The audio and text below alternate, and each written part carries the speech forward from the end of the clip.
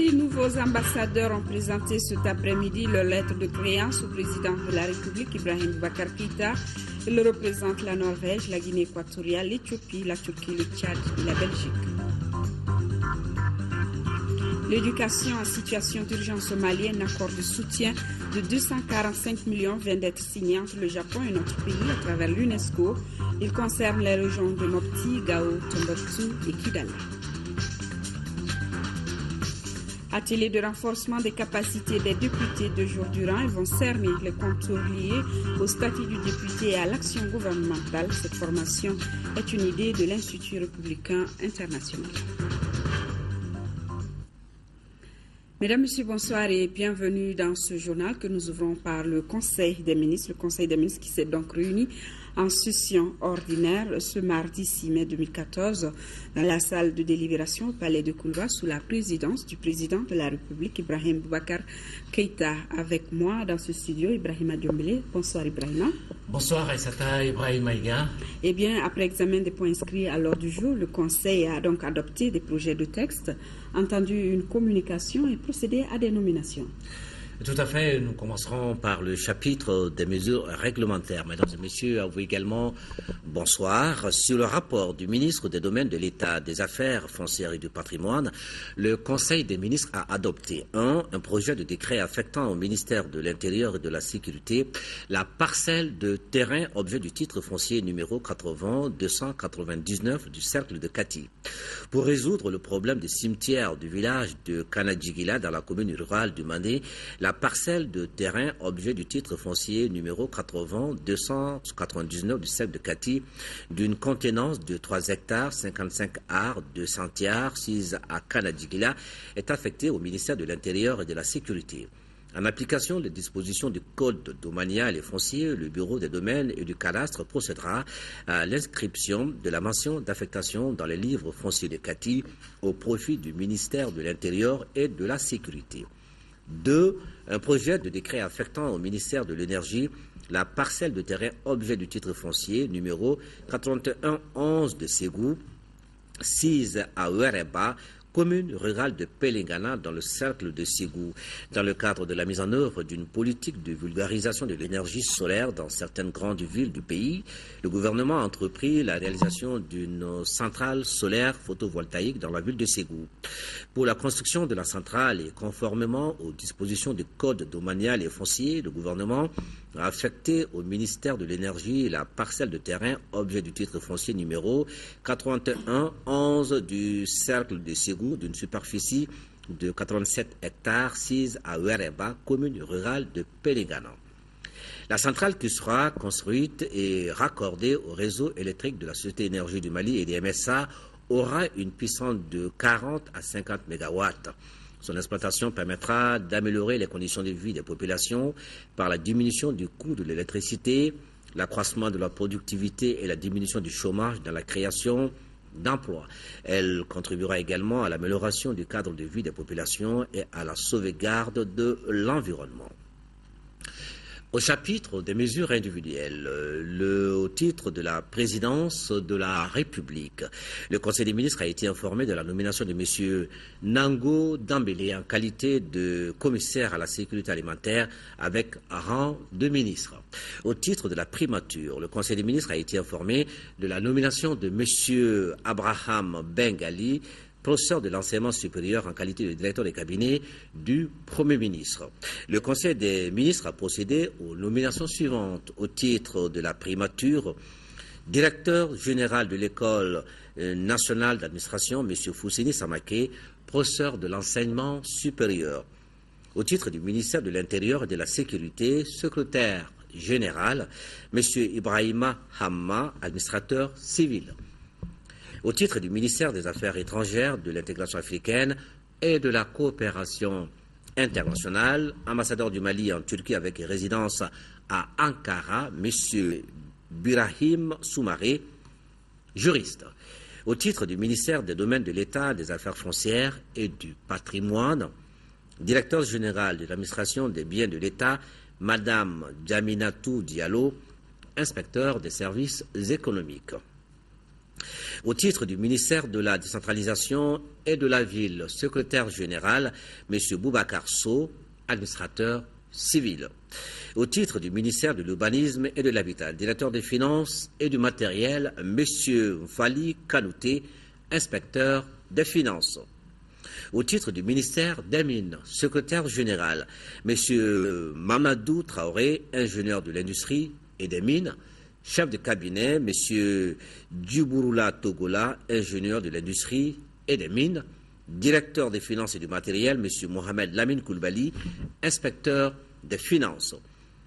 Au chapitre des communications, le Conseil des ministres a entendu une communication du ministre de l'Intérieur et de la Sécurité sur l'état de la situation sécuritaire du pays, du ministre de l'Économie et des Finances sur la situation de l'approvisionnement du pays en produits pétroliers, du ministre du Commerce sur la situation des stocks et des prix des produits de première nécessité, du ministre de la Santé et de l'hygiène publique sur l'évolution de la situation épidémiologique et des actions de riposte aux maladies à déclaration obligatoire et à potentiel épidémique. Voilà, Aïssata Ibrahim, ce qu'il fallait retenir du Conseil des ministres de ce mardi. Merci beaucoup Ibrahim Adjombele, vous restez avec nous. Nous poursuivons cette édition avec les ambassadeurs dont je vous parlais dans les titres. 6 nouveaux ambassadeurs ont présenté cet après-midi leur lettre de créance au président de la République, Ibrahim Boubacar Keïta. Les 3 premiers viennent de Norvège, de Guinée équatoriale et d'Éthiopie. Les nouveaux diplomates s'engagent à imprimer une nouvelle dynamique aux relations bilatérales entre leur pays et le Mali. Bourama Traoré. Au palais présidentiel à Koulouba ce mardi après-midi, tout respirait de solennité, tapis rouge, piquet d'honneur, le tout pour accueillir de nouveaux ambassadeurs au Mali. Le premier a présenté sa lettre de créance au président de la République et la nouvelle ambassadrice de Norvège avec résidence à Accra au Ghana. Mme Eg Erteberg est née le 18 septembre 1959 à Oslo, la capitale norvégienne. Cette anthropologue a occupé plusieurs postes en Norvège et à l'étranger. Elle a été première secrétaire à l'ambassade de Norvège à Harare au Zimbabwe, conseillère à la santé, directrice du département de politique de développement au ministère norvégien des Affaires étrangères. La nouvelle ambassadrice Erteberg entend donc insuffler une nouvelle dynamique à la coopération bilatérale qui touche plusieurs domaines, parmi lesquels le renforcement de la démocratie, la gestion des ressources naturelles et la prévention des conflits, le renforcement de l'état de droit. Depuis 2008, l'enveloppe annuelle de l'aide norvégienne au Mali est passée de 5 milliards à plus de 7 milliards de francs CFA.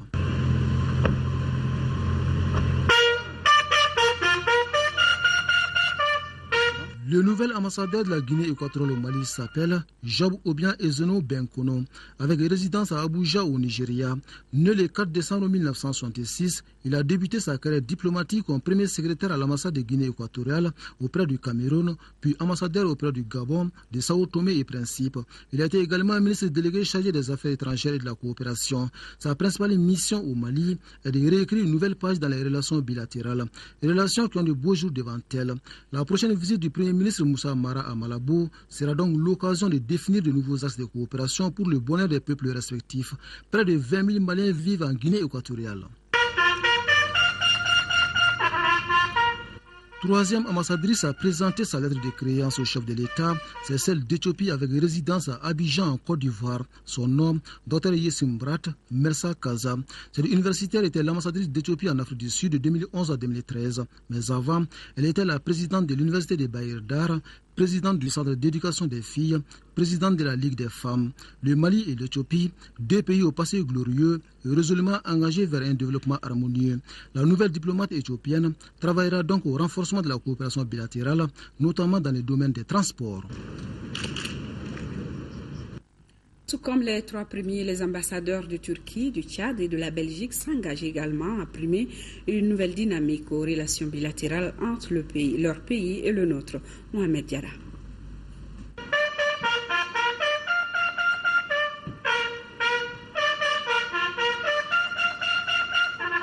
Le retour du Mali sur la scène internationale ne fait plus l'objet d'un doute, comme l'illustre l'impressionnant balai diplomatique qu'a connu Koulouba ce mardi.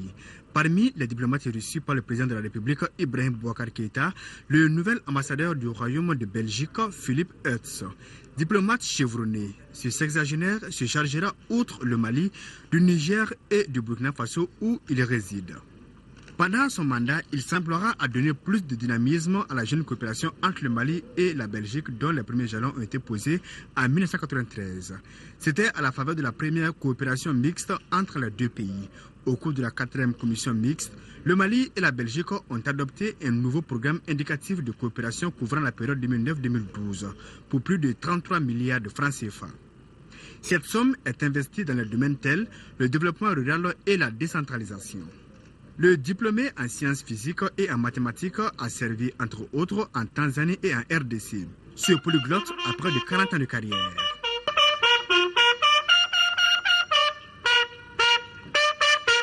Autre ambassadeur ayant présenté ses lettres de créance au président de la République ce mardi, celui de la Turquie. Il est le seul qui réside à Bamako. Le nouvel ambassadeur s'appelle Rena Segeroglu. L'une de ses priorités sera de donner corps au vaste projet de 100 forages que son pays entend réaliser cette année au Mali. C'est dire donc que la coopération bilatérale entre Bamako et Ankara se porte bien et même très bien. Même s'il n'y a pas de chiffres pour l'attester, tout porte à croire que le volume des échanges commerciaux entre les deux pays s'accroît au fil des ans. L'ouverture de l'ambassade de Turquie à Bamako en 2010 témoigne de l'intérêt que les autorités turques ont pour le Mali. Dans le cadre juridique, on note l'accord de suppression de visas pour les détenteurs de passeports diplomatiques entre le Mali et la Turquie. La coopération entre les deux pays embrasse divers domaines comme l'économie, le commerce, l'éducation, la sécurité, la paix et le transport. À ce niveau, il est prévu l'ouverture prochaine de la ligne aérienne Istanbul-Bamako. Le Mali et le Tchad ont convenu de l'ouverture de part et d'autre des représentations diplomatiques et consulaires. Et pour ce faire, le Tchad ouvrira bientôt un consulat général dans notre pays. Les autorités maliennes décident aussi d'ouvrir une ambassade au Tchad. Le nouvel ambassadeur de ce pays, après avoir présenté ses lettres de créance, a échangé avec le président Ibeka sur la coopération bilatérale entre les deux pays. Mahamat Nour Malay, c'est son nom. Il résidera à Niamey. La coopération entre le Mali et le Tchad, faut-il le souligner, était timide jusqu'à 2012, année durant laquelle les troupes tchadiennes ont participé avec brio à la libération des régions occupées. Et le président de la République qui a adressé un message de félicitations au président de la République de Pologne. C'est à l'occasion de la célébration de la fête nationale de Pologne. Le Premier ministre, chef du gouvernement, a quitté Bamako cet après-midi pour Abuja, dans la capitale nigériane. Moussa Mara va représenter le président de la République au 24e Forum économique mondial sur l'Afrique, prévu du 7 au 9 mai 2014. Le chef du gouvernement est accompagné dans ce voyage de plusieurs ministres et de représentants du secteur privé. Cette première sortie du Premier ministre Moussa Mara le conduira également, comme vous l'avez entendu dans un précédent reportage, en Guinée équatoriale.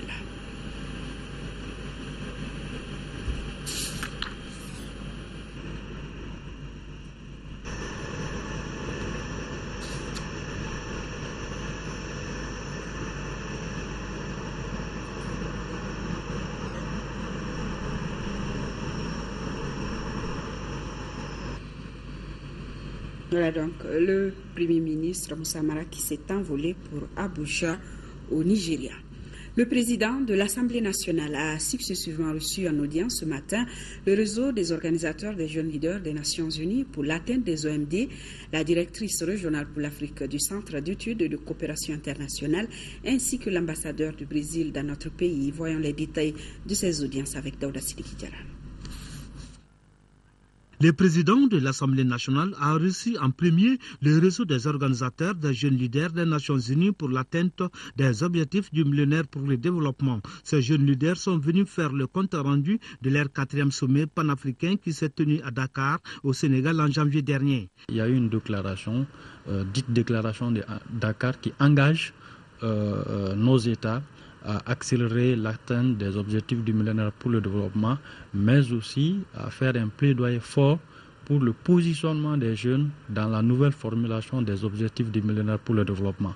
Donc notre objectif, c'est de faire en sorte qu'en 2015, après 2015, qu'il y ait un objectif spécifique pour les jeunes et nous pensons que le Parlement doit jouer un rôle important dans ce processus de plaidoyer. Le président de l'Assemblée nationale a rassuré le réseau de la disponibilité du Parlement à l'appuyer dans le cadre du contrôle de l'action gouvernementale. Georges-José Branco Ramos, en fin de mission dans notre pays, a été la deuxième personnalité reçue. Il est le premier diplomate qui a ouvert l'ambassade résidente du Brésil à Bamako. Nous avons travaillé dans divers domaines, mais le programme que je suis plus orgueilleux, c'est le programme d'amélioration de la culture du coton que notre entreprise pour le développement pour la recherche et développement de l'agriculture du Brésil et l'Institut d'économie rurale ont développé à Sotuba. Je pense que le Mali a tous les atouts pour être une puissance agricole. L'économie sociale et solidaire a été au cœur de la troisième audience du président de l'Assemblée nationale, qui a reçu la directrice régionale pour l'Afrique du Centre d'études et de coopération internationale Kadana. Actuellement, avec la crise, on sait que les investisseurs privés sont très timides à revenir s'installer au Mali. Et nous pensons depuis longtemps qu'il faut vraiment dynamiser des économies alternatives. Et cette économie, elle s'appelle l'économie sociale et solidaire. Et aujourd'hui, au Mali, qui est précurseur en la matière, il existe une politique toute prête à être adoptée, et c'était la raison de notre rencontre, pour pouvoir ensuite mettre en œuvre des activités génératrices de revenus dans tous les secteurs économiques, auprès donc des Maliens et des Maliennes. Le président de l'Assemblée nationale a loué le rôle de précurseur et le leadership de la société civile malienne dans les questions d'économie sociale et solidaire. Il a renouvelé son soutien au développement des relations de partenariat entre les députés et les réseaux, cela pour sortir de l'assistanat et aller vers l'entrepreneuriat dans les questions d'économie. Et nous restons sur place avec cet atelier de renforcement des capacités des députés sur le thème statut du député et contrôle de l'action gouvernementale. Durant 2 jours, à travers débats, questions et réponses, ils vont cernir tous les contours liés au statut du député et à l'action gouvernementale. Cette formation est une initiative de l'Institut républicain international. Mahamadou Doumbia. L'Institut républicain international, en collaboration avec l'hémicycle, renforce les capacités des députés. Le thème approprié du jour est intitulé « Statut du député et contrôle de l'action gouvernementale ». Durant 2 jours, les députés débattront à travers des questions et réponses sur ce sujet pour être édifiés davantage. Cette série de formations constitue, au dire du directeur résident pays de l'Institut républicain international, une opportunité pour les députés afin d'être davantage plus efficaces au service de la communauté. 5 années pour représenter le peuple, 5 années pour agir en son nom, 5 années de création législative, d'opposition, de collaboration. Ne parlez pas de vos efforts, mais parlez de vos résultats. Car dans 5 ans, votre mandat sera remis en jeu. C'est la démocratie. À l'heure où, dans cet espace mondialisé, la communication et la politique ne font qu'un, vous serez exposé, que vous le vouliez ou non. Et vous avez un devoir d'exigence. L'Assemblée nationale se félicite de l'organisation de cet atelier qui, au-delà de la formation des députés, permet de renforcer la démocratie. L'exigence de rendre un service de qualité à vos mandats et, au-delà, à la nation tout entière, impose à chacun de vous une parfaite maîtrise de tout le contour de votre propre statut, mais aussi l'appropriation de mécanismes de contrôle du programme gouvernemental. Après les moments de contrariété qui ont mis à rude épreuve la stabilité de l'unité du pays, le Mali, à la suite des élections générales de 2013, signe progressivement son retour à la normalité. Ce retour a été amorcé grâce à l'appui de la communauté internationale. Désormais présent depuis mai 2013 au Mali, l'Institut républicain international, financé par l'USAID, soutient la réconciliation nationale, l'éducation civique, la promotion de la femme et la décentralisation. L'éducation en situation d'urgence au Mali, un accord de soutien vient d'être signé entre le Japon et notre pays à travers l'UNESCO. Il touchera plusieurs domaines dont la scolarisation des filles et la construction d'infrastructures scolaires. Pour cette phase qui concerne les régions de Mopti, Gao, Tombouctou et Kidal, 245 millions seront investis. Compte rendu Fademba Keita. La signature de ce plan opérationnel entre le ministère de l'Éducation nationale et l'Organisation des Nations Unies pour l'éducation, la science et la culture UNESCO sur le projet intitulé « Éducation en situation d'urgence en vue de renforcer la résilience au Sahel, appui au Mali » s'inscrit dans le cadre de la coopération économique multilatérale non remboursable du Japon en faveur de l'État malien. Elle fait suite à l'échange des documents survenus entre le gouvernement du Japon et l'UNESCO. Une étape qui marque le lancement officiel du projet. D'un montant global de 500 000 $ américains, soit environ 245 millions de CFA, il prévoit de développer des programmes et plans d'éducation et de formation pour doter les enfants vulnérables ciblés dans les régions de Mopti, Tombouctou, Gao et Kidal. Le projet initié par l'UNESCO donne les grandes orientations susceptibles de rehausser la qualité de l'éducation dans les régions touchées par le conflit. C'est un projet qui va nous permettre d'intégrer les compétences de renforcement de la résilience dans les curricula de l'enseignement technique et professionnel, de renforcer les capacités des enseignants de l'éducation formelle et non formelle, de renforcer les capacités des directeurs des CAP. Cet important accord par lequel le département de tutelle va bénéficier du gouvernement du Japon à travers l'UNESCO témoigne de l'exemplarité des relations existant entre le Mali et ce pays. En signant cet accord, vous donnez ainsi les moyens à mon département de réaliser les objectifs de son projet, à savoir mettre en place un plan d'éducation à la paix, ainsi qu'un programme de sécurité à l'école, renforcer la capacité du système éducatif malien, le doter de stratégies d'enseignement et d'apprentissage intégrées, lui permettant de s'adapter à l'environnement, de contribuer à la réduction des risques et catastrophes, à la prévention et à la résolution des conflits, et de veiller à leur mise en œuvre. Pour rappel, le Japon, dans ses efforts de soutien au système éducatif malien, a mis en mars 2009 à la disposition du Mali une enveloppe d'environ 4 milliards de francs CFA. La somme a permis la construction de l'Institut de formation des maîtres IFM de Kati. Il a également contribué à hauteur de 32 milliards et demi de francs CFA pour la construction de 260 écoles à travers le Mali. Et en ce moment, d'un autre côté du pays, il y a urgence à réhabiliter les salles de classe. Il s'agit du lycée de Bafoulavé. Cet établissement connaît aujourd'hui un état de dégradation avancé. Les élèves occupent les salles de classe, la peur au ventre, c'est ce qu'a constaté la commission éducation de l'Assemblée nationale après une visite guidée des lieux. Envoyé spécial Daouda Sidiki Diarra, Haruna Diarra. Le lycée public de Bafoulavé, qui faisait la fierté des populations, se trouve aujourd'hui dans un état déplorable. Cela après 15 ans d'existence seulement, car ayant été créé en 1999. La commission éducation de l'Assemblée nationale, lors de sa visite sur les lieux, a relevé toutes les insuffisances qui caractérisent ce secteur sensible. Toutes les salles de classe ont un problème d'étanchéité qui est à l'origine des infiltrations d'eau de pluie pendant l'hivernage. Un risque d'effondrement des toits de certaines salles de classe n'est pas à écarter, donc un danger permanent pour les élèves. Le censeur a été obligé de changer de bureau. De leur côté, les élèves et les enseignants ont déserté la salle de laboratoire physique-chimie pour ne pas prendre des risques. Le conseil du cercle de Bafoulavé justifie les raisons de délabrement de ces bâtiments par le fait que le site du lycée est une zone marécageuse, ce qui provoque l'affaissement des salles de classe. Mais le premier adjoint du président du conseil du cercle reconnaît que l'entretien de ces salles de classe du lycée incombe aux collectivités, lesquelles collectivités reçoivent de l'État 800 000 francs CFA par trimestre. Voilà qui interpelle tous les acteurs régionaux impliqués dans le développement du système éducatif afin que les élèves puissent étudier en toute sécurité. Nous restons donc avec cette même commission, celle de l'éducation de l'Assemblée nationale, qui s'est rendue dans la région de Koulikoro également sur place. Les députés ont visité les infrastructures scolaires et rencontré le personnel. Envoyés spéciaux Noum Sissoko et Seydou Sissoko.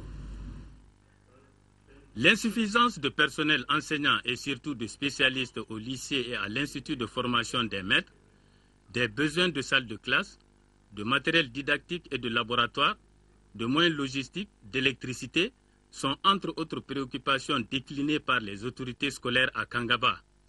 Les comités de gestion scolaire n'arrivent plus à rentrer en possession du fonds ADAS qu'ils perçoivent chaque année. Ici, pour nombre d'enseignants et de parents d'élèves, le curriculum, sinon sa mauvaise application, a engendré la baisse du niveau des élèves. Ceux qui ont été formés, ils ont souvent été insuffisamment formés. Ces formés sont souvent victimes des mutations. Ils sont mutés sans être remplacés par des maîtres qui en ont la formation. Et ceux qui sont formés aussi ne bénéficient pas de recyclage. Les infrastructures sont dans un état satisfaisant, mais le nombre est insuffisant. On a fini de transformer tous les ateliers en salle de classe, les laboratoires en salle de classe, le réfectoire en salle de classe. Donc il ne reste qu'à construire des nouveaux locaux et pour cela la place existe. Au terme de cette mission de la Commission éducation de l'Assemblée nationale dans la région de Koulikoro, un certain nombre de constats se dégagent. Donc les fonds ADAR sont des fonds mis à la disposition des écoles à travers les collectivités décentralisées, les mairies notamment. Ces mairies doivent remettre ces fonds au CGS. Il y a un manque de transparence dans cette gestion. L'exception de Dioula, où les choses marchent relativement bien, mais le pire des cas, c'est Kangaba. L'État est en train de transformer ces écoles en écoles publiques, mais de notre point de vue, c'est l'accompagnement qui manque. Il revient à la mission de faire des propositions aux différents acteurs impliqués dans la gestion de l'éducation. Kangaba est la dernière étape de la visite de terrain de cette mission de la Commission éducation de l'Assemblée nationale en deuxième région. Et du côté de Tombouctou, ce sont près de 50 millions de francs CFA qui sont investis par l'ONG américaine Caravan to Class pour la construction de 8 écoles communautaires dans le cercle de Tombouctou. L'organisation et son partenaire Nordev s'engagent également à prendre en charge le salaire d'une vingtaine d'enseignants. ORTM Tombouctou, Elia Tandina. Cette visite du directeur exécutif de Caravan to Class s'inscrit dans le cadre de partenariat entre Nordev et cette ONG américaine. Le directeur est venu constater de visu les travaux de construction des écoles de Timbouz et de Tourari exécutés par Nordev avancent à 80%. Déjà, la construction est au niveau des tôles. D'ici l'ouverture prochaine, les élèves de Timbouz seront très heureux. Avec les nouvelles classes, les élèves seront vraiment en sécurité. Et vous avez vu qu'en plus des nouvelles classes, les latrines ont été réhabilitées. Nous allons bientôt faire un forage. Donc, toutes les conditions seront réunies pour que vraiment les cours se passent dans les meilleures conditions. La mission s'est également rendue à l'école de Tchoga, Koroyome et Samdjar. Ici, les responsables des deux ONG ont donné l'assurance aux populations de Samdjar de voir bientôt leur école réhabilitée. Je sais que dans un village, il y a de temps en temps beaucoup de problèmes, mais le problème que nous, on se mettre et on va se battre pour, c'est l'éducation. Vos enfants, pour avoir l'espoir de suivre leurs rêves dans l'avenir. On travaille pour vos enfants. Et si on veut s'engager avec votre village, c'est pour vous de décider de mettre une priorité de l'éducation pour vos enfants et renvoyer les enfants à l'école. Il faut rappeler que les écoles seront dotées en fournitures scolaires, en forage et en latrines. Caravan to Class et Nordev s'engagent à prendre en charge intégralement le salaire de ces enseignants. Publication du 15e rapport annuel de Save the Children sur l'impact des crises humanitaires sur la santé des mères et la survie des enfants. À travers ce rapport, Save the Children veut inciter les décideurs politiques à améliorer les conditions sanitaires des personnes. Rachel Tessougué, compte rendu. Plus de 800 mères et 18 000 enfants meurent en Afrique. Plus de la moitié de ces décès ont lieu dans les États qui font face à des conflits ou aux effets des catastrophes naturelles. C'est ce qui ressort du 15e rapport de Save the Children sur l'impact des crises humanitaires sur la santé des mères et sur la survie des enfants.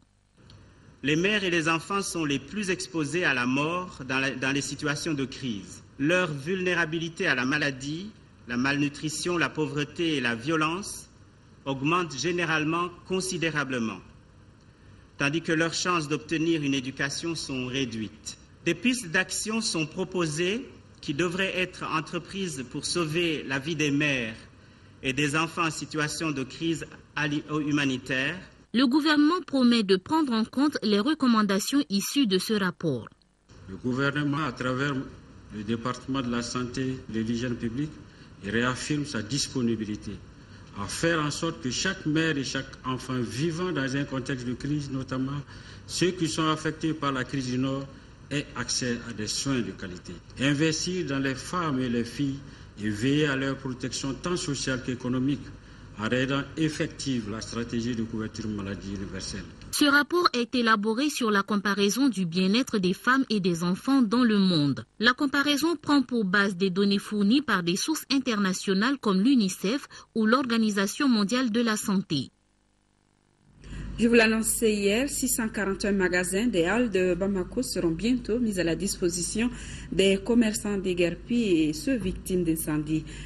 L'annonce a été faite hier lors de la visite de 3 ministres sur le chantier de réhabilitation des 10 magasins. Mamour Sidibé. 3 ministres du gouvernement étaient hier lundi au marché des halles Félix Houphouët-Boigny de Bamako.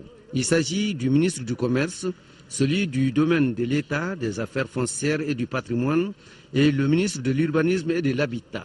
Ils étaient allés s'enquérir de l'état d'avancement des travaux de réhabilitation des 641 magasins retenus pour le recasement des commerçants déguerpis et ses victimes de l'incendie. Sur place, les ministres ont été rassurés par l'équipe de supervision des travaux que les magasins seront fin prêts dès la fin du mois de mai.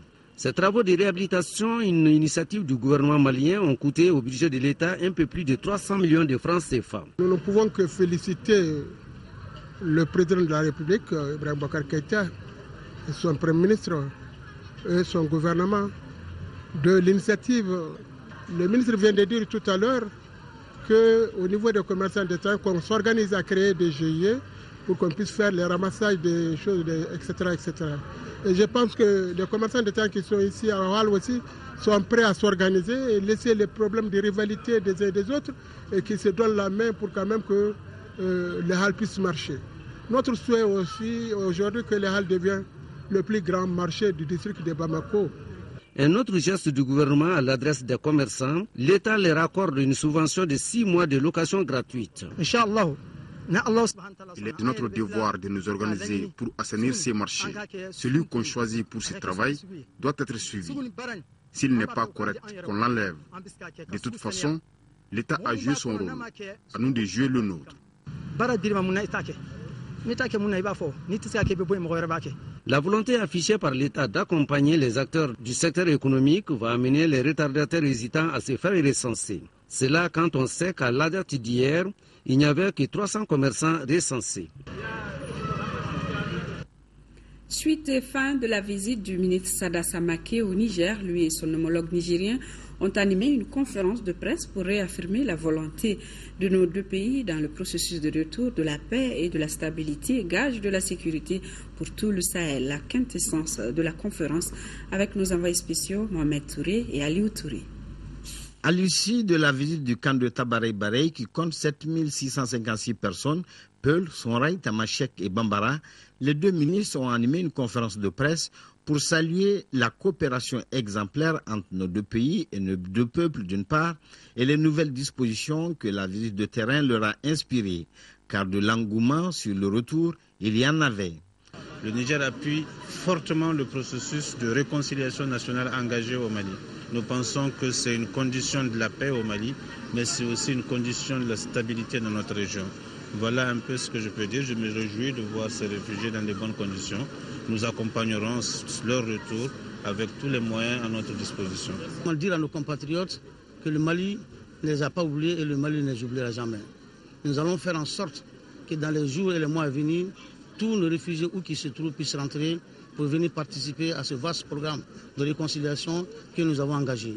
Les Maliens, tous les Maliens ont leur place et nous voulons que chacun vienne prendre sa part de responsabilité.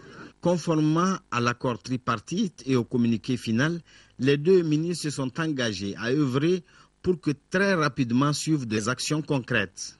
Notre objectif, c'est de faire en sorte qu'il faut garantir la sécurité sur le retour, aménager les sites pour que les compatriotes retrouvent le pays est dans les meilleures conditions. Et je pense que, comme je l'ai dit, d'ici le 3 juin, nous allons travailler à ce que ces réfugiés reviennent rapidement honnêtement, nous sommes pressés et nous souhaitons vraiment que les uns et les autres comprennent que c'est une exigence aujourd'hui, c'est une priorité du gouvernement du Mali pour que nos parents reviennent. Ce voyage aura réconforté une fois de plus le ministre Sadassa Maké de la bonne volonté des autorités du Niger à accompagner le Mali dans sa quête de stabilisation nationale. Du Niger, nous empruntons la voie qui mène à Gao. Gao, où était une mission conduite par le chef d'état-major général des armées. Il était également à Kidal.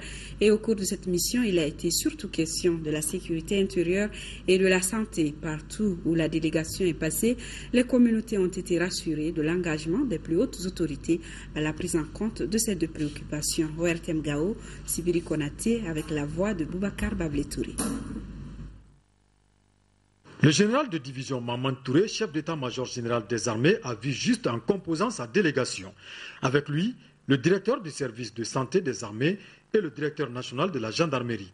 La santé et la sécurité se sont invités dans les débats tout au long du périple. Les éléments qui sont à côté de nous aujourd'hui, on n'a rien remarqué de mauvaise foi. Bien que la sécurité d'une manière générale, en tout cas, quand même un danger qui menace tout le monde. Aujourd'hui, je crois que ça va un peu. Comme réponse, le directeur de la gendarmerie notera que la sécurité intérieure des populations est une des priorités des plus hautes autorités du pays. La présence des forces armées est une opportunité pour représenter réellement l'État, parce qu'il y a de la criminalité, il y a des choses qui arrivent, et c'est les gendarmes qu'on appelle pour aller intervenir et pour faire des constatations. Quant au directeur du service de santé des armées, il s'est dit agréablement surpris par la spontanéité et la promptitude par laquelle ces éléments évoluent sur le terrain. Le service de santé des armées qui est là-bas ne s'occupe pas seulement des forces armées de sécurité. Le service de santé des armées, avec ses représentants là-bas, s'occupe également de la population civile. Et c'est dans ce cadre qu'à Aguelok, j'ai été vraiment impressionné par la présence d'un médecin lieutenant qui a pu traiter une gangrène qui risquait l'amputation chez une femme en état de grossesse de 6 mois. Les deux responsables soutiennent que le renforcement du plateau sanitaire et de la sécurité peuvent permettre le retour de plusieurs réfugiés. Et en 8e région, la coopération entre le Mali et le Norvège se porte bien. L'aide de l'Église norvégienne à travers le projet d'appui au développement décentralisé de la région de Kidal vient de débourser plus de 40 millions de nos francs pour la réalisation d'un ouvrage de retenue d'eau en faveur de la commune urbaine de Kidal. La réception de ce joyau s'est déroulée en présence des autorités régionales. Fousseini Tonkara, compte rendu. En offrant cet ouvrage d'une valeur de plus de 49 millions de francs à la commune urbaine de Kidal, le projet d'appui au développement décentralisé de Kidal-Padek répond ainsi à l'une des aspirations de la population. L'ouvrage permettra la création des points d'eau d'abreuvement superficiel pour le bétail, laissant ainsi la réserve d'eau de la nappe pour la période de soudure. Autre facteur de soulagement, ce mini-barrage construit par l'entreprise Takint de Kidal va permettre également la relance des activités maraîchères et contribuera à l'augmentation des débits des fourrages et puits dans les alentours de la ville de Kidal. Le mini-barrage de Angamali est dimensionné sur une longueur de plus de 95 mètres, une profondeur d'ancrage au socle dur dans le lit mineur de l'ouest d'environ 3 mètres et une hauteur à partir du niveau du sol de près de 1,80 mètres. Ces dimensions permettront la rétention d'une lame d'eau en amont très importante et sur des kilomètres. Par ricochet, une recharge significative de la nappe au fil des années. Les autorités régionales ainsi que les bénéficiaires directs présents à la cérémonie de remise étaient presque en manque de mots pour exprimer leur joie. C'est le barrage, c'est l'air plein. C'est leur souhait quand même, leur souhait est atteint maintenant. Vraiment, je remercie Dieu, les PADEC et les maires et plus les gouverneurs. Je voudrais remercier le PADEC pour cette belle réalisation de retenue d'eau qui servira à nos femmes, à nos hommes et à toute la population de Kidal de faire mieux encore le maraîchage pour que nous puissions avoir des légumes et des fruits. Le projet d'appui au développement décentralisé de Kidal-Padek, donateur de ce mini-barrage, intervient à Kidal depuis 2000. Il relève de l'aide de l'Église norvégienne. Compris donc, cet ouvrage est de la Norvège à travers l'aide de l'église norvégienne à Kidal. L'association des anciens travailleurs de la compagnie d'Air Mali a célébré l'anniversaire du démarrage des activités aériennes de la défunte compagnie nationale. C'était un 2 mai 1961. Les pionniers du transport aérien se sont retrouvés samedi dernier pour échanger et partager ensemble ce moment de souvenir. Il s'agissait de consolider également la solidarité entre les membres de l'association. Nous écoutons Sekou Danyoko. Il est le président de l'association. Il a été interrogé par Moussa Fane.